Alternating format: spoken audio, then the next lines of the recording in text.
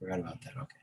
Good afternoon, and welcome to Sunday Forum, a weekly social justice education program that's held at the First Unitarian Universalist Society of San Francisco.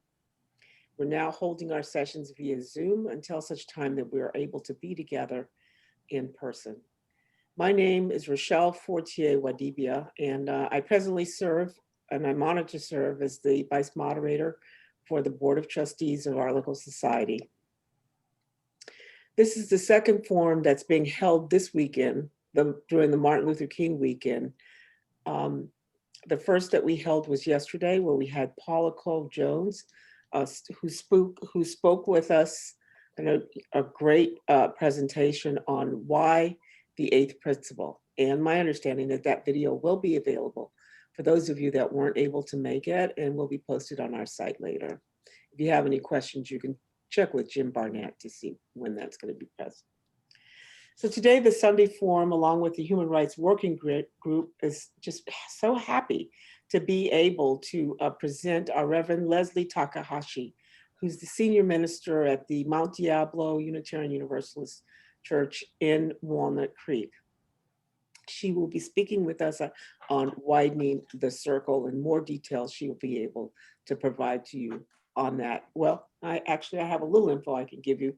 Widening the Circle is a report of a charge given to the Commission on Institutional Change to conduct an audit of the power structures and analyze the systemic racism and white supremacy culture within our own Unitarian Universalist Association. She is the author of The Arc of the Universe, Racism and the Unitarian Universalist Association, and contributes to various meditation manuals and other base cult publications. We also, I want to note, many of us are reading Widening the Circle now. We're plotting through it and having discussions around it. And it's something that we encourage everyone in our congregation and beyond to read. It's a very important moment now in our history to look at this report and see what we can do to implement the recommendations that are included therein. So without further ado at this time, I'm going to introduce you to Reverend Leslie Takahashi. Thank you so much for being with us today. Thank you for having me. And I want to thank you also for allowing this time to be moved from your usual time, because the congregation I serve ended up with an extra congregational forum, and I needed to be at that. So thank you. I very much appreciate it, because I've been very much looking forward to talking with you all about the work of the Commission, which I feel passionately about. I want to say that I realized a couple of days ago that this is the first presentation that I've made about the Commission's work since the insurrection, since the events in our nation. And it to me augments and accentuates the work that it is before us as Unitarian Universalist congregations.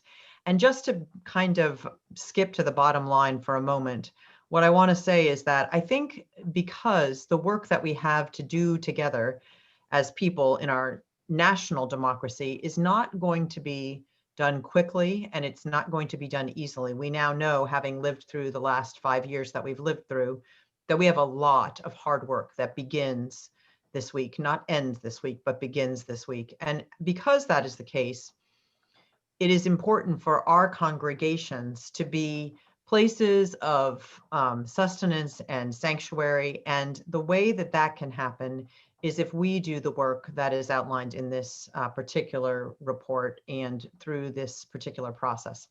So I would like to, so that's kind of the bottom line of what I would say, is that I think that the events that have unfolded since we released in this report in the end of last spring, which included, an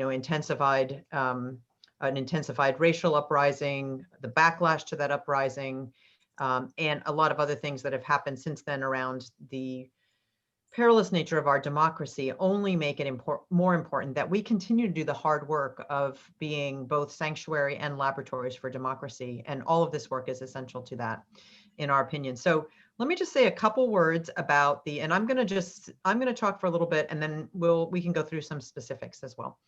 But the Commission on Institutional Change was appointed for 3 years to study and look at the impacts of systemic racism on our association. And they came about, this charge came about after a series of instances in our national leadership in which it became clear that we still had a lot of work to do and a lot of dialogue to do around the issue of race. I did author the one of the books on one of those messy shelves is The Arc of the Universe, which is a very big book, which I probably should actually show you, because I will say that this is it. Its primary use is as a doorstop, right? It's a very good doorstop. I've many people have attested to that. If you think you are, working your way slowly through the relatively thin version of the Commission's work, let me tell you, the other one is much longer. But I say that because these two reports both document this continued struggle that we have as Unitarian Universalists to deal effectively with the issue of race. And in a lot of ways, this was an opportunity for people to begin to see what it is that we, how we can begin to address these issues. And what I would say is that they are large and they are systemic. They are not simple, and they are not things that we can do easily. So this is a very comprehensive, you're gonna let me do a slideshow? Yes, there we go. So I'm putting up this slide not because it has a picture of me, but because it has a picture of the other commissioners, and I'm moving the bar away. And I want to make sure that you see that the people I was able to work with, which were Sir Labert, who is now the president of our congregation in Akron, a lay leader, Mary Byron, who's a member of the President's Council, longtime active in numerous congregations, Dr. Elias Ortega, who is the president of Meadville Lombard, one of our two remaining UU theological schools, and Natalie Fenimore, who serves our congregation in Shelter Rock and is the author of many of our religious education curriculum. So it was a group, and we took our charge very seriously. We met for 3 years and did a lot of data collection, which I'll show you in a minute on a slide. But what I want to say before I go to that is that what was important about this process was that we recognized a couple things. We began as a commission with the assumption that we have a problem with race. And we know that we do because we have heard the countless stories over the years of the way in which members have entered into our congregations, people, visitors, and others have come. And then they have, though they they appreciate our theology, our culture repels them. And we have heard this time and time again. And in addition, we know that there are many stories, especially in the last decade, since I wrote this book, The Arc of the Universe, there are more and more stories as we've expanded the number of religious professionals of color, of people who have gone through traumatic experiences of employment as because of the aggressions and other things that have happened to them within our midst. And so this particular piece of work was taken on to respond to not only our changing times in our nation, but also the intensified issues around race that we actually were seeing in our midst. And we saw this as a chance to give voice to those who are most affected by oppression in our dominant culture within our faith, which of course, as we know, we all love and which we want to have come to its largest fruition, but which these efforts and these incidents truly undermine. And I want to say that we were specifically given the charge to look at the issue of race. And we know that there are other issues that remain pernicious among us, and that there are others that are particularly painful right now, especially the issue of gender identity among us, which right now is an issue that is very painful for many of our congregations. So what we tried to do was to hear those voices as well, while still keeping the lens on race as sort of a both and so that was part of what we chose to do. The context of this, I would say, that's so important to know is that we are truly living in a changing time.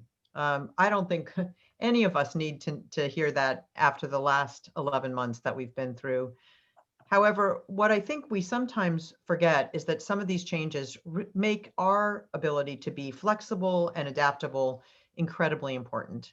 You know, religion as a formal body in our nation is declining dramatically, except on the far right. The number of people who really see themselves as affiliated with religious institutions is declining rapidly, especially in progressive circles. And part of that is the slow pace of change within religious institutions and the fact that we often aren't keeping up with the societal norms among younger generations. Some of the things that we have discussions and debates about, like the use of certain terms that are in current vernacular, et cetera, are things that aren't even issues in the worlds of progressive young adults. And when they come in and see us fighting to the death about these terms, it is, you know, it does not make them want to affiliate with us as a religious community. And when people of color come into our midst and they see us unable to take account for microaggressions that may happen or slips that we may do, they also don't see a reason to carry forth with us. They may still think that they believe in our values, but they don't necessarily want to continue to associate with us. So the other thing that's very important to recognize, and we certainly know this in California, is that the demographics of our nation have shifted, that we do not have in this state, we are a majority minority now. We have majority minority culture now in terms of our demographics. There is no one clear white majority, and that is shifting around our nation. And as it does, we have more and more people that are being brought up with greater facility around multiculturalism, anti-oppression work, and anti-racism work, and that makes it important. And we, I think the last thing I'll say in terms of trends that I think is very important for us is that because so many of our current members were not birthright Unitarian, especially on the West Coast, we're not birthright Unitarian Universalists. We have a lot of come-inners, and they come in without a strong sense of our basic belief structure. What they know is what they don't want, which is what they left behind. But what they don't know as well is what our particular theological heritage is. And that is a very big disadvantage for us in bridging differences, because if you have a common core of beliefs, you will find a way to overcome the differences that are among you. If you don't have a compelling common core of beliefs, if all you are is sort of a kind of nice social club, then it's not worth it to go through that kind of heart-wrenching, kind of soul-searching transformation that you need to go through in order to address these issues. So it is very important, and we always begin all of our work with thinking about theological issues. I'm going to go back to the slides for just a moment, and then we're going to just open it up for questions, and we'll take it where it goes. Let's see if we can, oh, I forgot to change it. It'll take a moment. It'll be stuck with us. I will change it, and then I'll come back.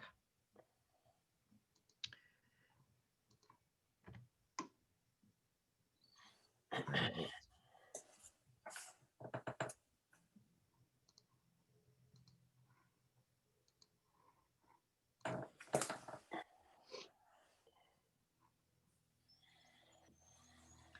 So here are some of the things that we heard about when we were doing this work. And again, we worked very intensely on this for 3 years.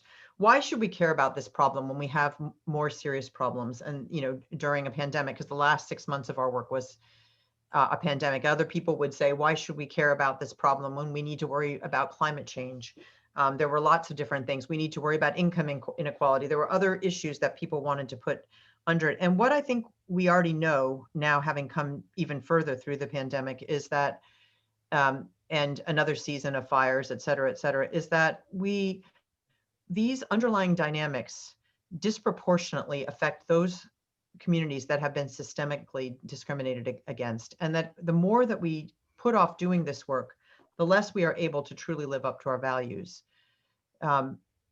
Many people would ask, why does this matter when we are a post-racial faith? Many people believe that we are beyond these conversations.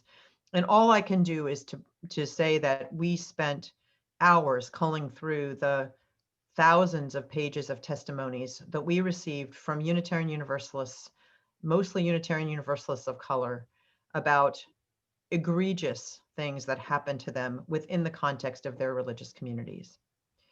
And the question, why should we listen to the five of you and your opinions?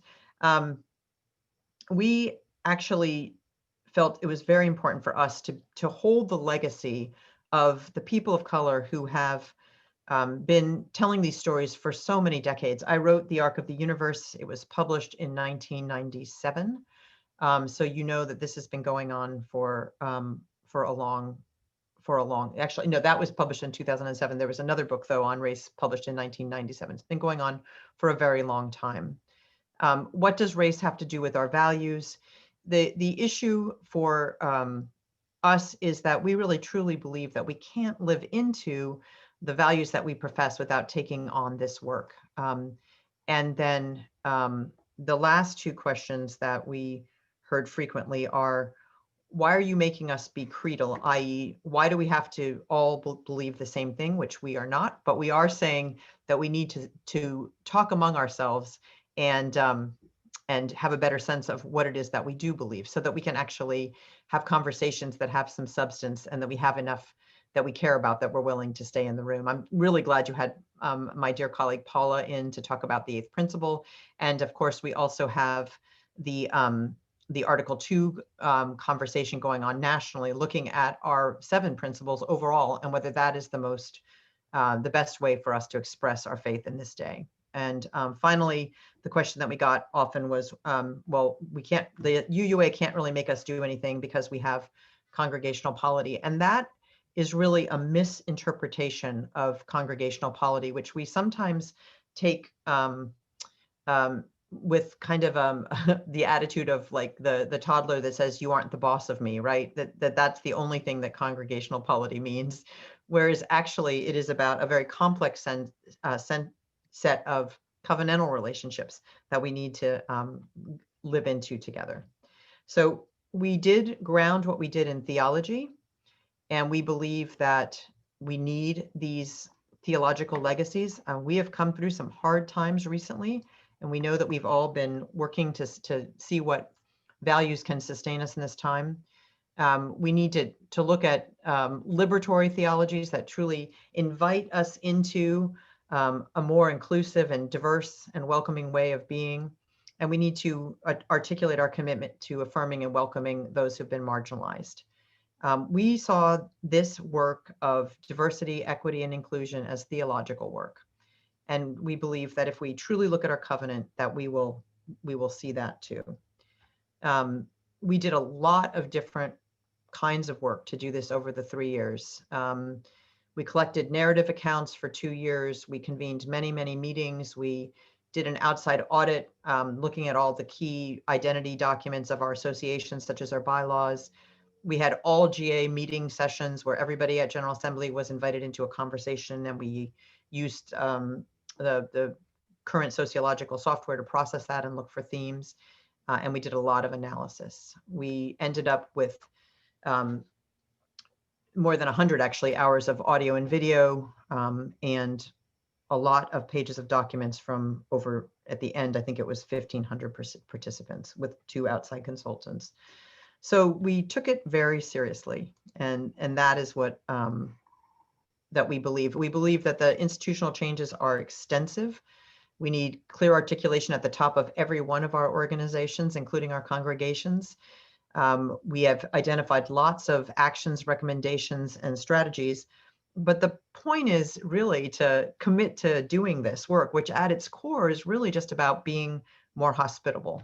And then there are 10 areas that the report looks at: theology, governance, congregations and communities, hospitality and inclusion, living our values in the world, religious professionals, educating for liberation, innovations and risk-taking, restoration and reparations, and accountability and resources.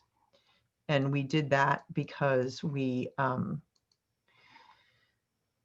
because as we said, we believe that this work underlies everything that we do. And so that was really the way that we approached it. And there is so that is how we approached it, as kind of a comprehensive plan.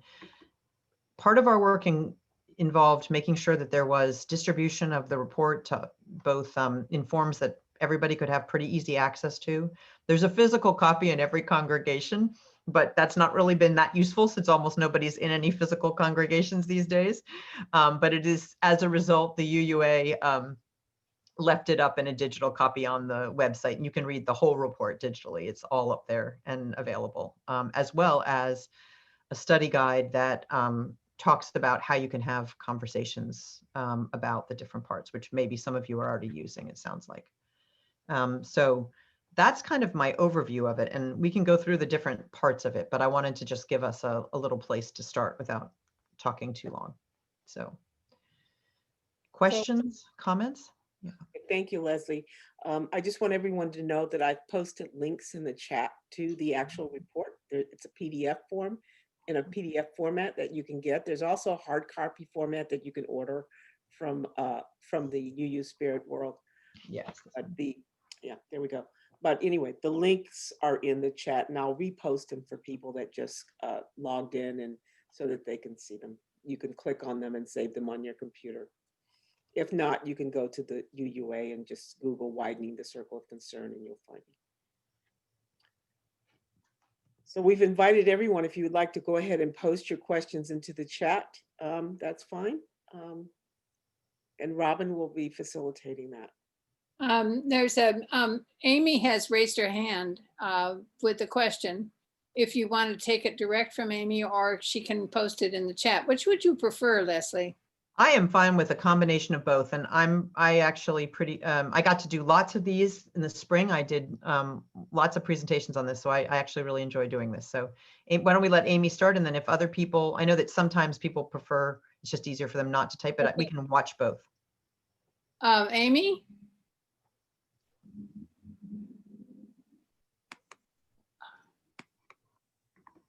Unmute.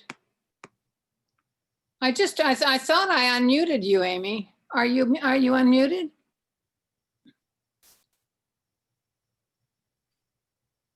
Now I think Amy's unmuted. Oops, now Amy's muted again. We have to ask her to there. There you go. Okay? Yep. Oh, hi, Leslie. Hi, Amy. We can hear you. Yay. I know. Yes. No, I was at the GAs when you did some of this work, and I so much appreciated it. I think a lot of people learned a great deal. And I'm wondering what the UUA is continuing to do about it now. Yes, thank you. That's a great question. So I used to do a lot of governmental reform work, and that was one of my bosses. I worked for the first African-American president of the community college system in North Carolina, and he said that we had so many reports that we did together, and most of them were what he called pine riders, which meant they, you put them on your bookcase and they just stayed there for the rest of their life, and no one ever entered them, ever like looked at them again, right? So when we started this work, the first thing I said to the commission was, we're not producing a pine rider. We're just not going to do it. It's not worth it. It costs people. And one thing I do want to say is that the people who shared the accounts of the experiences they had with us, some of which were very abusive, did so at a psychological and spiritual cost, right? When you tell those stories, it does something to your heart and soul, and it actually re-traumatizes you if it's done incorrectly. About halfway through, we revised our procedures to make them more trauma informed, but we were absolutely committed to the fact that people would not tell these stories in vain, right? That this would not just be a study that sat on a shelf. And I am really pleased to say that a couple things have happened right away since the report was issued. First of all, there was a resolution placed before the General Assembly asking for its implementation, and that did pass. And then in that crazy virtual GA that we had. And then there was also money, actual serious money allocated for the implementation of the report. And the Unitarian Universalist Association staff formed a task force that oversees this work, and they're already well into their work and have asked every group in the association to look at this work and look through at their work through the lens of this report. So it's been taken very seriously. One of the last times I did a briefing, it was for every employee of the association. They all had to come to a presentation, 200 plus of them on the screen with the chat and the questions going. So, so they took it very seriously. The thing I will say though is we know that, and that's wonderful, but we know that where many of our reforms in this area have gotten stopped before is at the congregational level, right? That, that leaders have chosen not to bring it to the congregation, that there has not been conversation, it's not been treated as a priority. We know that in pandemic times, many people are saying, well, we don't want to talk about anything that's difficult because we're all facing difficulty already. And that's true. And after 11 months, of this sheltering, how much it might actually do us some good to have something else to think about, truthfully, besides, because we know that while there are certain things that have been incredibly hard, and I know there are people on this screen who have lost people in this pandemic, and to you, I give my condolences. I have lost a number of friends this year, not through COVID, but through other related medical emergencies, which we're seeing an increased number of. So I know that we've all had some hard times, and this is a chance. The world is, if nothing else in the last 11 months, has done nothing but tell us that this is work we have to do, right? Mhm. So, for example, in the congregation I serve, and that was one of the reasons I had to go to that meeting, we are asking every single governing council, we're organized in councils with our committees, we're asking each of our councils to take on one of the sections of the commission's book and that be responsible for looking at the implementation of that section of the report. And we're also asking key committees, especially the membership committee and those that have direct interface with visitors and newcomers, to do that as well. So in addition to going through the whole report, which another group of us will do, we're asking people to look at it through their lens of their different roles. You have another question from Galen Workman. And he asks, could you please give an overview, of what congregations are called to do or of the overall plan? I am completely ignorant of the report and what it asks us to do. Yes, I can definitely do that. And let me do that. Let me do that now. Okay. Okay. So each section of the report has a couple things. It has an overview of the data that we found, and it has some special examples of people that are already doing that, because all the things we're talking about are already being done within our association somewhere or in some other religious association. And then there are specific things that are being asked you as recommendations or takeaways. And what I did for this presentation for you is I went through and just picked out a few of them that are most relevant for congregations. So in the area of theology, that first area, I told you there were 10 areas. In the first area, the commission recommends that we need to spend some time articulating what is commonly believed among us. Not to have a creedal test for membership, but to have a more ability to say what it is that we believe together. And that's the conversation you've already had about the eighth principle. That's what the Article 2 task force is doing for us nationally, talking about how do we say what it is that we believe. And we want congregations to do that. So at the congregational level. So at our congregation, we've been doing classes and doing other things to try to have those conversations among us. A greater emphasis on the theological basis for our work in diversity, equity, and inclusion will help us make decisions about this work at our congregational level. So it's not just, oh, we're doing this because there's this little group of activists. You know how us UUs are. This little group of activists says we have to talk about race, so we're talking about race. The commission's work made it clear to us that we are talking about this work because it is critical to the survival of our congregations in the long term. Let's see if I can get, now my slides are not advancing for some reason. Oops, there we go. They either advance or they don't advance.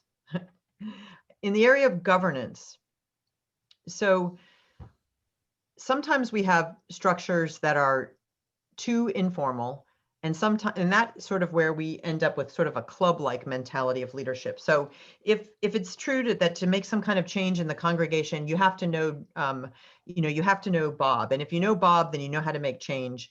That leads to a culture in which we're likely to just continue to promote leadership among a certain group of people.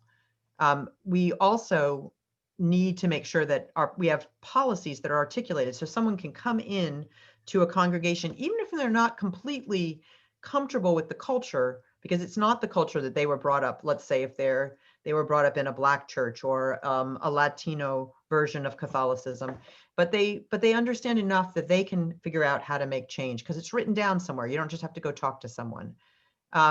We want to make sure that we understand that when we ask people of color, Black, Indigenous people of color, and other marginalized people to take leadership among us, and we don't do this other work, then we create a culture that is incredibly toxic for people. And we create a culture where it becomes harder and harder for them to continue to stay with us as our faith. So we need to continue our covenantal understandings among us about how we treat each other. And that was what the part of the meeting I just left for our congregation was, which was the articulation of our covenant of right relationship and bringing it up to date with current standards right now. So that's an important piece.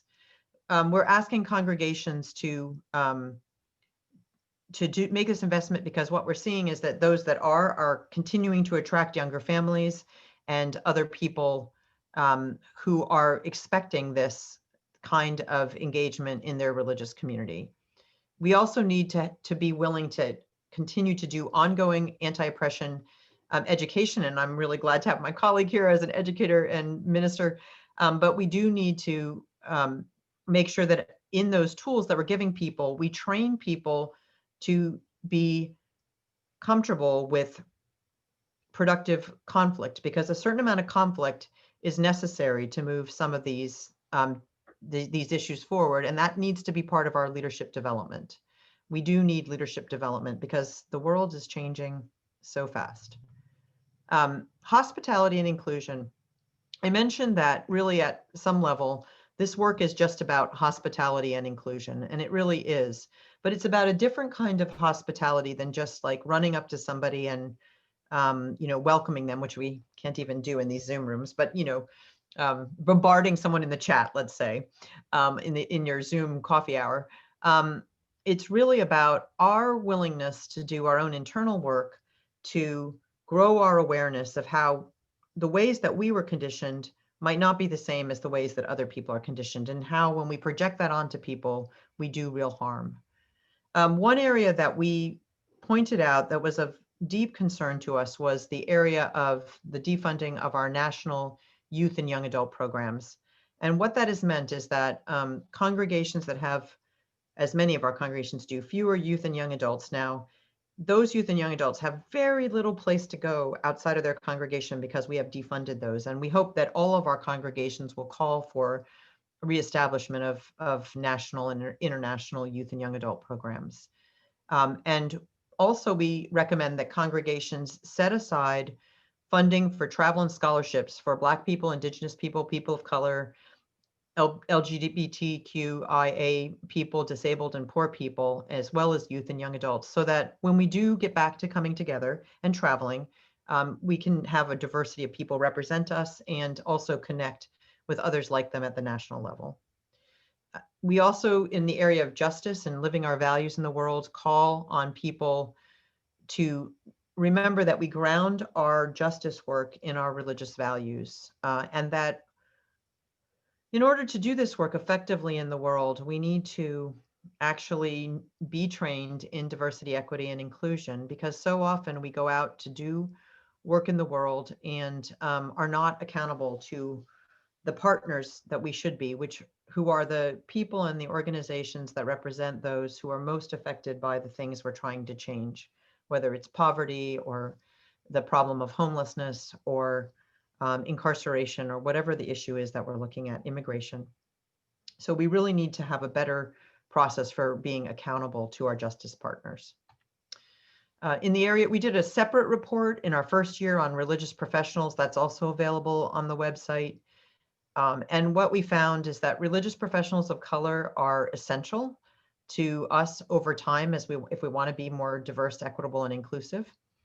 But in order to include that, we need to make sure that we are not asking them to sacrifice their health and their mental wellness to serve, because we require them to put up with an incredible amount of aggression from people who are not schooled in how to be equitable, diverse, or inclusive. And we also believe that lay leaders, congregations, and other, particularly white religious professionals who have a history of aggression towards religious professionals from oppressed groups should be identified so that further damage will not be done. Because there were patterns where certain congregations would continue to hire people and then spit them out, and similarly certain, especially ministers. Unfortunately, I say about my colleagues. Educating for liberation. There's just a lot that we said about education, but I'll just say a couple things here. Unconscious bias is real, and when unaddressed, it creates toxic organizations. Many congregations have not addressed this, and so can be toxic to people of color and other oppressed groups. This is something that when we say this, and we know in the history of our movement and our faith, this tends to make people say they're being shamed, but addressing unconscious bias requires education, not guilt. There are so many tools available in this world. You couldn't even list them all, but there's so many available, and we need to make sure that we're investing in them. And we need to develop some that are specific to what we do, including we're recommending a national certification program, just like we have the Welcoming Congregation program. So we're hoping the congregations will help make that happen. In the area of innovations and risk-taking, people and communities who are already doing this work need to be showcased for all of us. We need to take the risks of failing to try some things that are hard. And the last two areas are probably some of the more controversial areas. We are saying that we need to look at the area of restoration and reparations.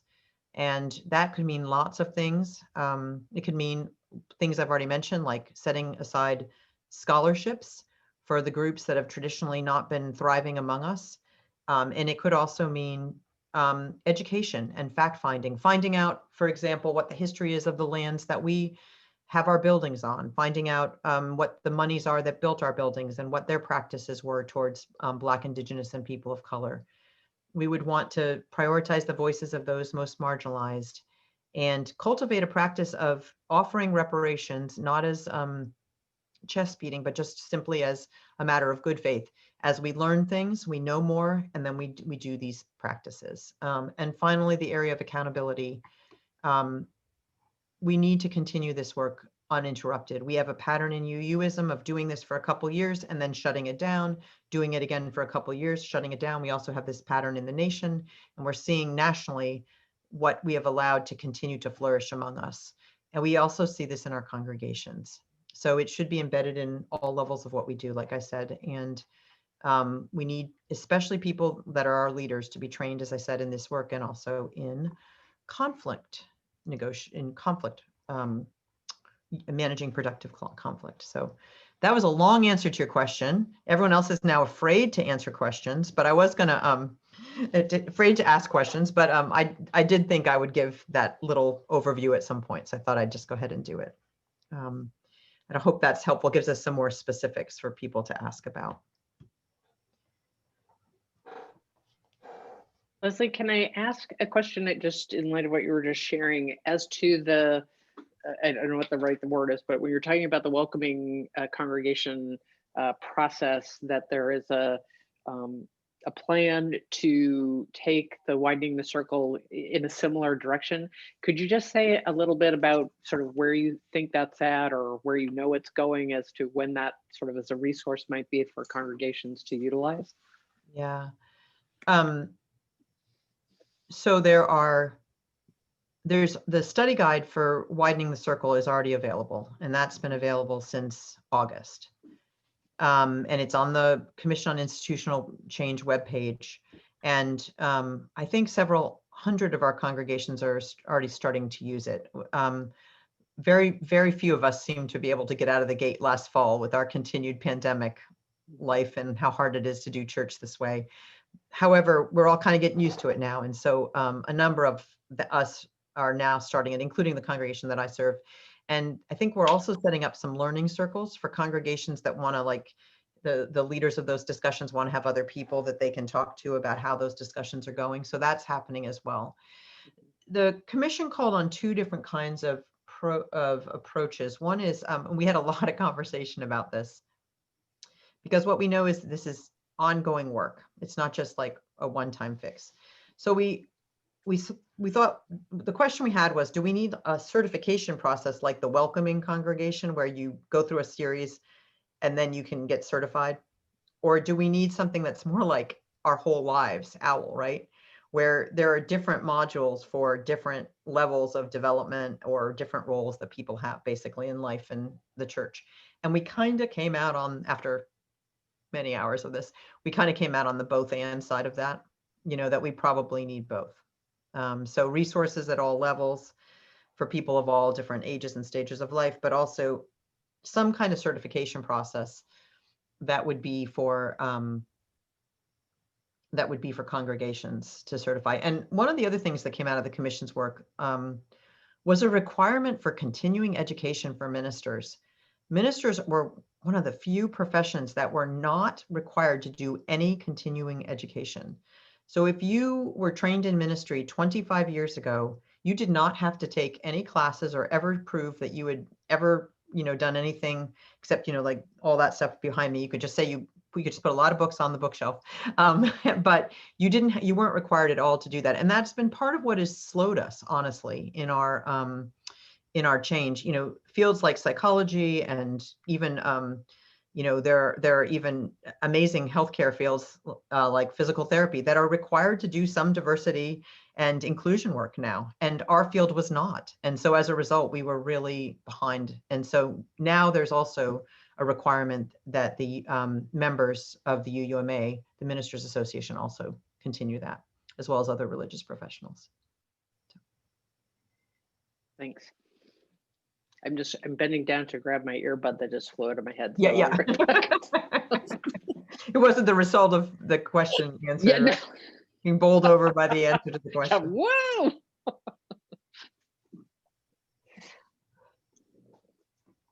I'd be interested to know. I'd be interested. Sorry, go ahead.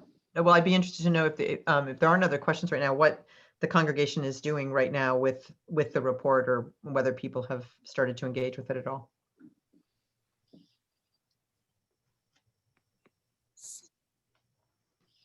So I can address that question. So right now we are plotting through it at the board level, where we're reading and having conversations around it. I think I'd heard about that study guide. I'm glad you mentioned that, and I'll try to make sure we secure that. Is it in a downloadable format also? Yes, it is. Okay. We'll pull that up. And then we also have currently a racial justice working group that's meeting monthly. That's also reading it. But thanks to Melvin also and the Human Rights Working Group for sponsoring this forum, so that we can reach more members of our community to make them aware and allow them to read it on their own, which is we're encouraging everyone to do that. And I think at some point we'll have some other opportunities for more conversations. Once we get a hold of that study guide, and we can take a look at what that provides. That's great. I think that's really great. Can I ask one more question? And just because Paula was here with us yesterday, and there was something you said earlier in your presentation about, and I'm probably not quoting it correctly, but to say where the eighth principle process will go, and yeah, I'm forgetting what you said about that, but it just made me wonder, kind of, how do you see widening the circle and the eighth principle moving? Like, how do you see them as they're connected, obviously, but I'm just kind of curious, given both are kind of moving at the same time, how you see that. Yeah, and without getting too arcane, and I'll just say this, that there are really three different things that are happening here. One is the commission's work, And it's, it's sort of like the old Venn diagram where, the circles overlap and there's a common area in between them, but the whole circle doesn't overlap, right? So there is the commission's work, there is the eighth principle work, and then there's actually the Article 2 work, because the Article 2, it refers to Article 2 of the UUA bylaws, and that is actually the part that contains our 7 principles as our statement of faith. And so actually, since the eighth principle pertains to that, there's a lot of overlap. Their circles are much more colored in together, right? But where it pertains to the commission's work is that we believe that we need a very serious theological conversation about what is commonly believed among us now, not what is not believed among us, which we're incredibly good at talking about, but what do we believe together, right? And for us, I think it's really comes out of our a lot of it comes out of our Universalist faith and our belief in the sanctity of all and the worth and dignity of all, and then those first and seventh principles really undergirded the commission's work. But I think that conversation is really going to happen in the Article 2 commission, and that what happens with the eighth principle project will feed into that at this point, is how I think it's going to happen. If that makes sense. But what it means, that's very like, UUA speak, but what it means for a congregation and for people here is, hey, let's start talking about what we believe, right? Let's start doing having conversations and classes and chances to meet in Zoom rooms, because we're all going to be in these for a little bit more, talking about what we believe. And I believe the Article 2 group is going to put out some study guides as well for talking about theology. We have questions in our chapter. I mean, it'd be an interesting thing just to do a one-time conversation in Zoom with breakouts about just that section, because that's an important piece as well. But, it's really interesting because people will say, well, I don't understand why, the Evangelical Church down the street, I watch people go in and they're of all different, types and colors and, all that.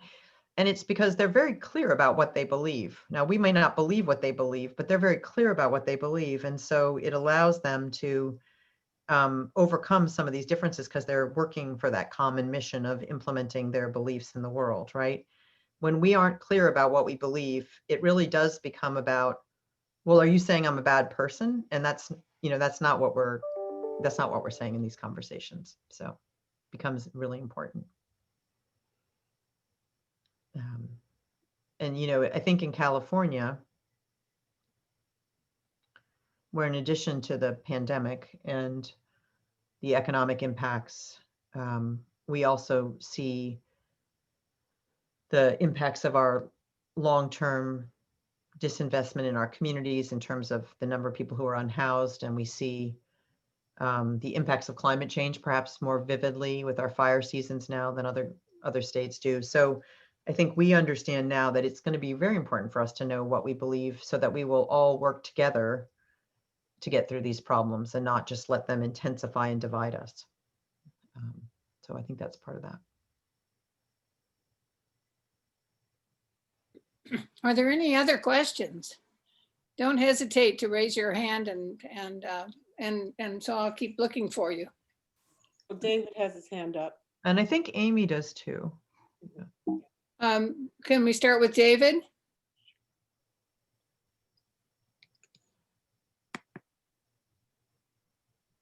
Yes. David Halbrin? Yes. Yeah.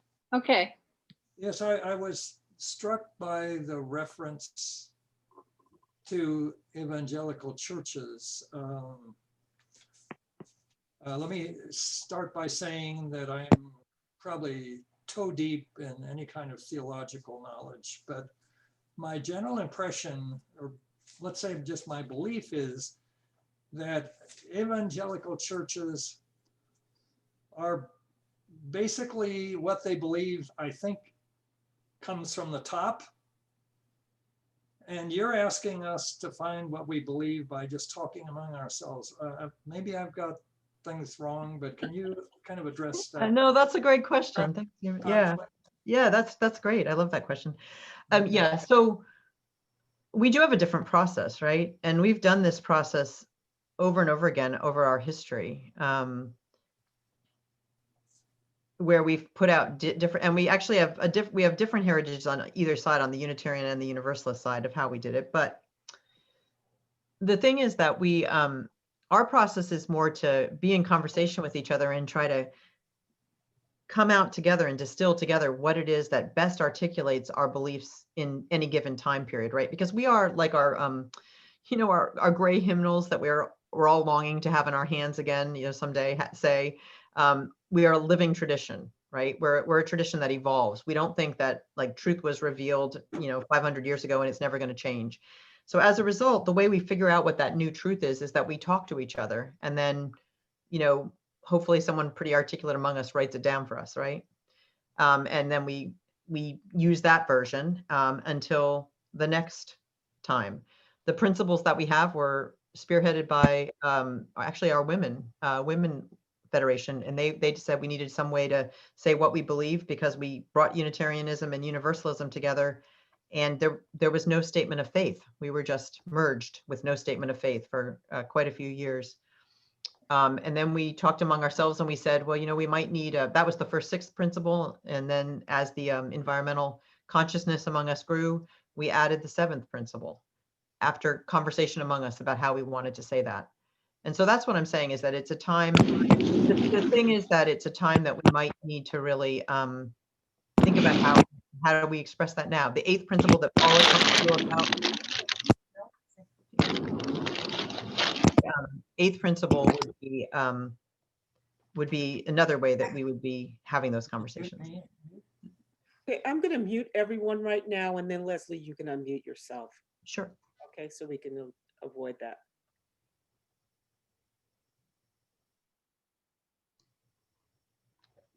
There we go. So anyway, that would be my short answer to that. Yes, but you could still have strong statements of belief that help guide your decisions as a community and as individuals, actually, that we develop together rather than from the top down. Yeah. I think your next questioner is Amy. Hi again. I know, just as a background, we had a couple of sort of semi-regional meetings where the leaders of each of our communities came together to talk about some of this. I had hardly gotten home when other members of my congregation said, how and when can I get involved? What is it? And I was so happy to hear that now there is a curriculum that congregations can use to do that. But I was particularly taken by the comments that you made towards the beginning, Leslie, about what you're doing in your own church, getting various groups of people to read different parts of the commission's report and really work on how you're going to activate those in your congregation from the point of view of more people in the congregation being involved. I'm wondering if there's any way to have some materials that we can share amongst congregations about how you folks are doing it and how other churches that are further along can do it. Yes, and actually the vice president of our board, Linda Russell, who has chaired what we call Beloved Commitments, and that's been our ongoing effort to put people through the Beloved Conversations group and then put them into leadership positions. We've had about 100 people go through that now. But the Linda is in charge of that for this congregation, and so I know would be glad to talk to anybody about how we basically created a grid, and we took the 10 areas, and we just assigned them to different groups in the church to be the lead on each of those areas. That's what I'd like to see us do. But we hadn't heard that possibility before. Thank you. Yeah, so it's absolutely.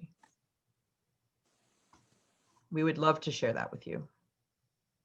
And like I said, I think there are learning circles forming. I actually started to form one, and then I realized that I'm not actually the chair anymore, and I should really behave myself and just let the UUA do it. So if it doesn't happen soon, I might just do it anyway. And maybe we'll do one regionally. It might be kind of nice if we were, I mean, eventually we could actually physically get together, you know, as as people Yeah. that are interested in working on this. I would like to see, yeah, and other regions could do it Yeah. too. We started a regional group, that would be good.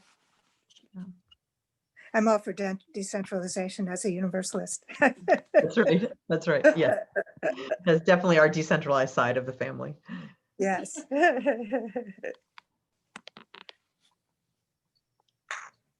I think I see Merle's hand. Is that right, Robin? I, Yes, her hand is up. yeah, I think, yes, she does. Merle? Yeah, just got unmuted. Thank you. I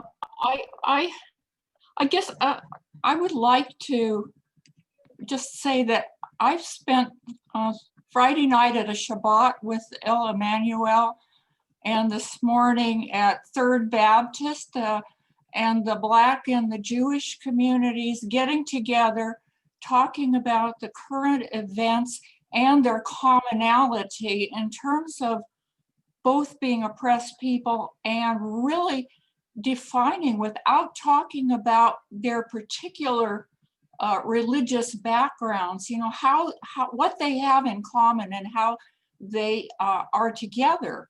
And it was so inspiring to me.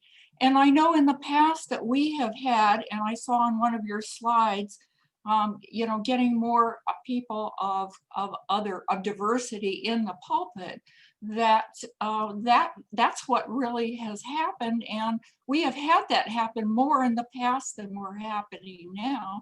And I think the beliefs that we have are in that direction, but somehow we are, you know, like not bringing other people as much in, and it is more at the ministerial decision making, I would guess.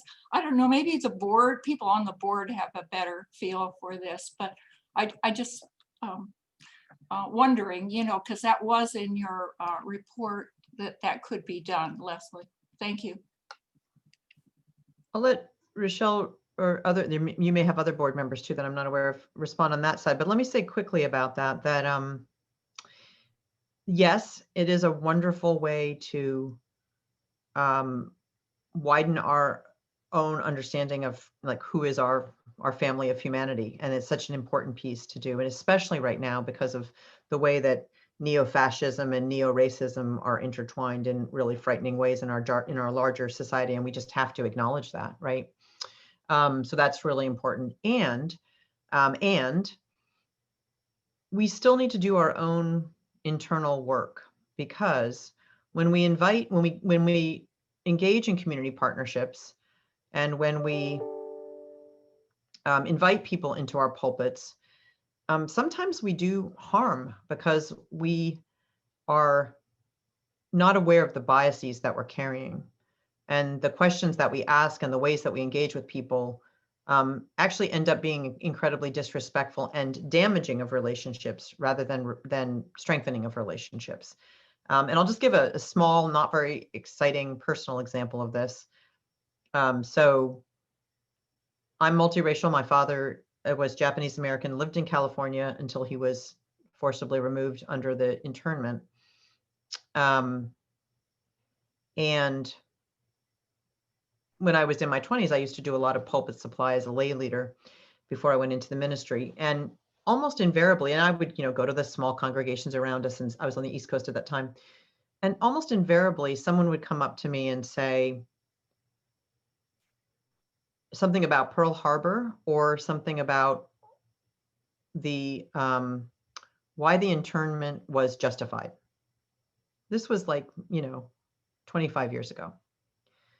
But it was harmful to have that be the first response to my, considered and heartfelt remarks. And it sort of got to the point where I didn't want to speak to outside congregations. And then I got beyond that, and then all I did want to do was to take it on. But anyway, but it was a hurtful thing. Like I said, it's a small example. I think what happens often to our Black and Indigenous friends is worse, much worse. And so I know what it is, and also true around our transgender kin. So I think that we just need to, it's a both and. We need to continue these partnerships, and we need to do our internal work so that we so that we're better partners. It's kind of like in marriage therapy. There's stuff you do together, and then there's the stuff you got to do yourself so that it actually works. So anyway, so I think it's kind of a both and on that one.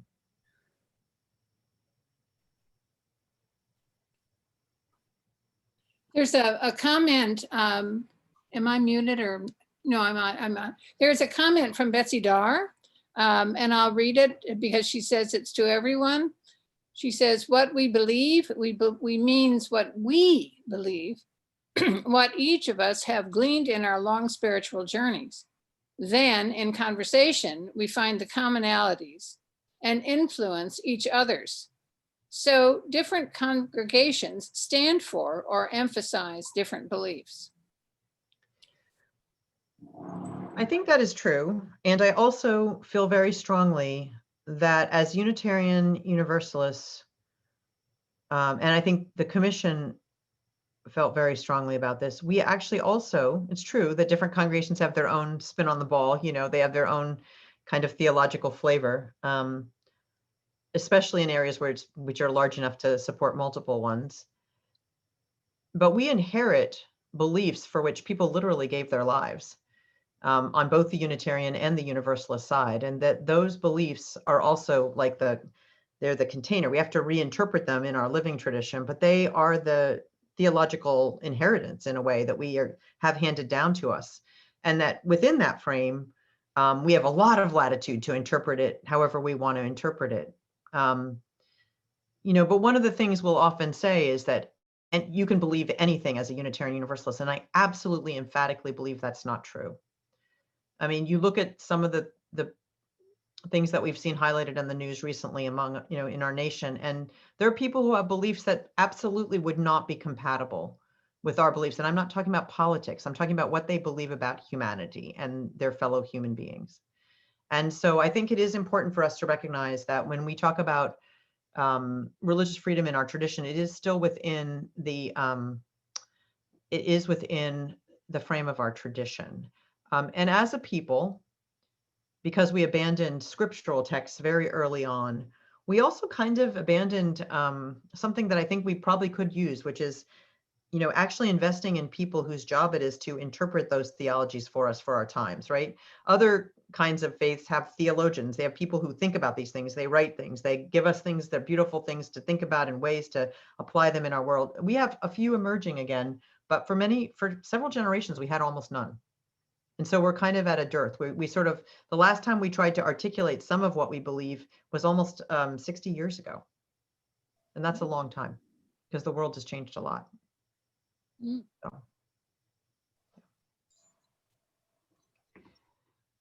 Well, I know by starting late, we've made this a very long day for folks. So if we're out of questions, I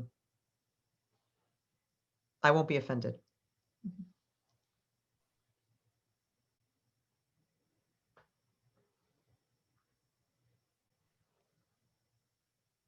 Well, I'm not seeing any signs of hands raised.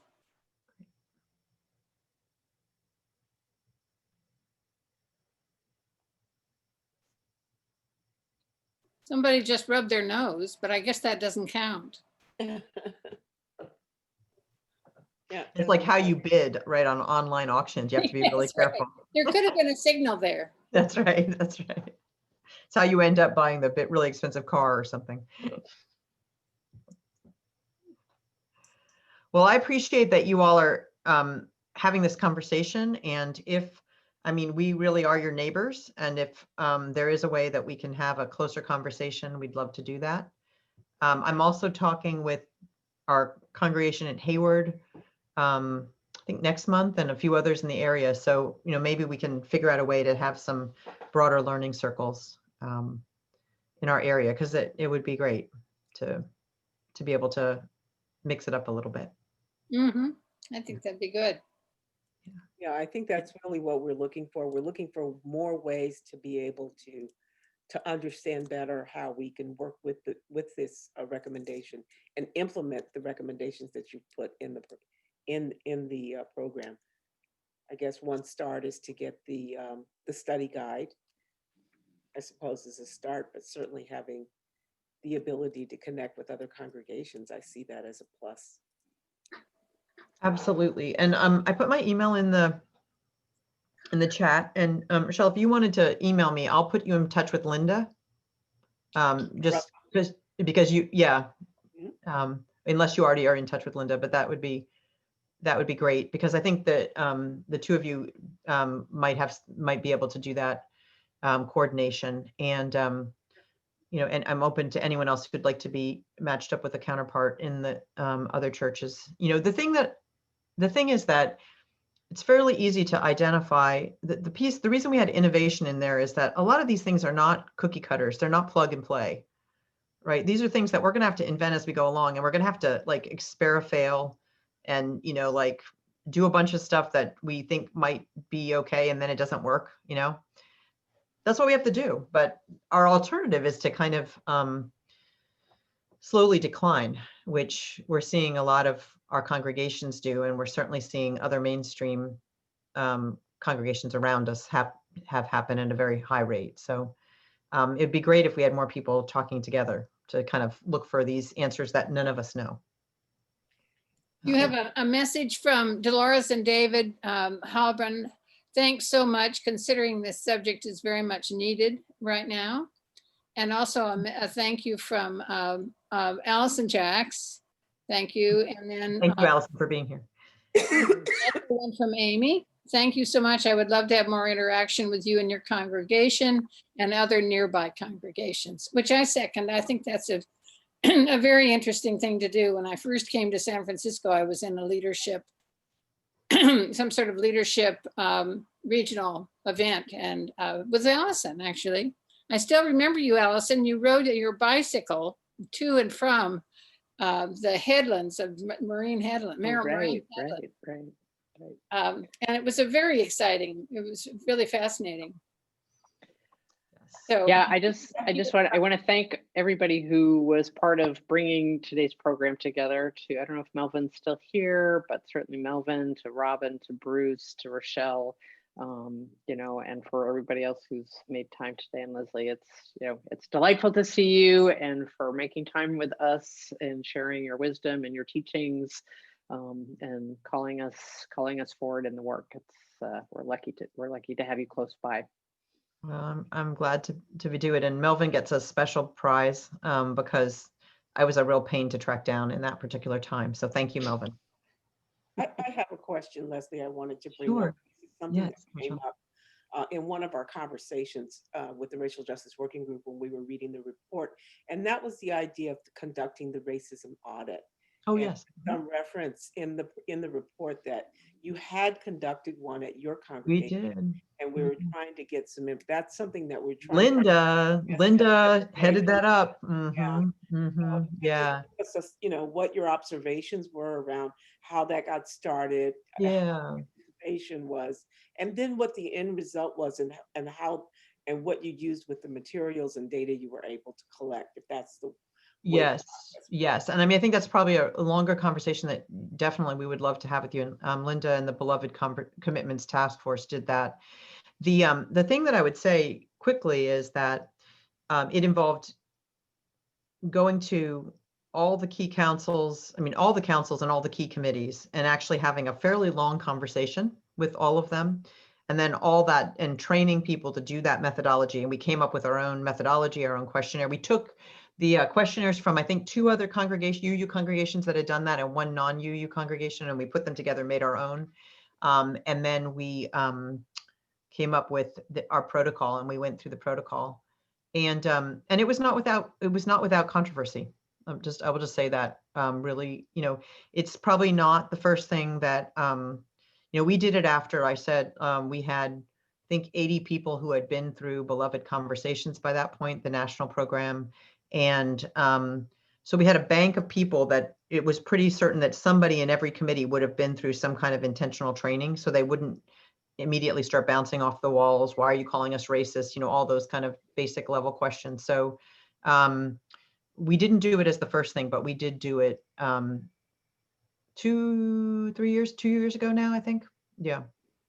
And then we published a report, we released the report, and as a result, some of our key key committees, including our membership committee, continue to do ongoing self-development work so that they can continue to be more welcoming. And we've also got it deeply in our education programs and in our worship life and several of our other parts. So would you say that overall that you've seen positive transformation as Oh, even yeah. if that was a difficult process, that on the other end that you see some improvements in the community and even the cultural competency of people, the members of the community, the white members of the Oh, yes. I mean, at this point, we have been doing this for almost 15 years, something every year. And it's, we are seeing that. And especially in the Zoom environment, when somebody offends somebody in Zoom, it's really apparent to everybody, right? Like, in the old coffee hour, if someone came up to you and said something offensive, like, or whatever, maybe 3 people saw it. In Zoom, everybody sees it, right? So now, there's a lot of awareness that it's still a problem.